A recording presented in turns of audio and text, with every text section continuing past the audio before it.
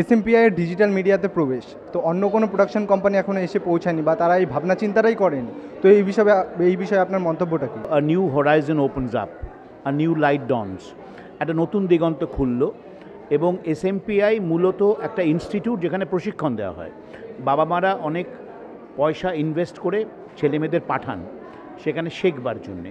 আজকে এই যে প্রকল্পটা এসএমপিআই করলো, তাতে অ্যাটলিস্ট বাবা মারা জানবেন যে একটা জায়গা তাদের ছেলেমেয়েরা পাবেন তাদের কাজটাকে ক্যামেরাবন্দি করার এবং ইউটিউবের মাধ্যমে ছড়িয়ে দেওয়া তাদের কাজকে, যেটা একটা শোরির হিসেবে থাকবে।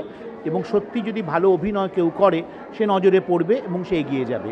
সুতরাং এটা এসএমপিআইয়ের কাছে একটা বড় একটা প্ল্যাটফর্ম তৈরি করার যে দায়িত্ব ছিল, সে এসএমপিআই সেটা করেছে।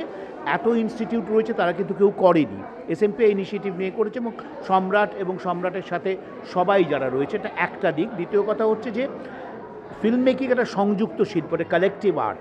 এই যে এতজনকে জোগাড় করে এবং নতুন একটা প্রকল্প শুরু করা, এটা আমার মনে হয় অত্যন্ত প্রশংসনীয়। বহু নামি দামি ডিরেক্টর, স্ক্রিপ্ট রাইটার, অ্যাক্টর এসেছেন, যারা জানলো এটা কথা ছড়াবে এবং এর ফলে কি হবে, মানুষ সুযোগ যে পায়, সুযোগ যে পেতে পারে, সেই জায়গাটা পাবে। এসএমপিআইকে এই জন্য অসংখ্য ধন্যবাদ। থিয়েটার হলে গিয়ে ছবি দেখাটা অভ্যেসটা কমে যাচ্ছে, লোকে যাচ্ছে না। এবং এই শর্ট ফিল্ম কিন্তু ফিল্ম ইন্ডাস্ট্রির ভবিষ্যৎ।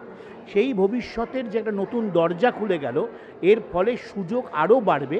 সেই যে প্রচেষ্টাটা এসএমপিআই করেছে, এটা সম্রাট মুখার্জি এবং তার দল, যেখানে আমিও আছি, I am one of the SMPI team members. আমি মনে করি এটা সাংঘাতিক একটা কাজ হয়েছে, যে কাজটা ভবিষ্যতে বহু ইয়াং ছেলে মেয়েকে সুযোগ দেবে, একটা প্ল্যাটফর্ম দেবে। Think Short Entertainment. Think SMPI Shorts.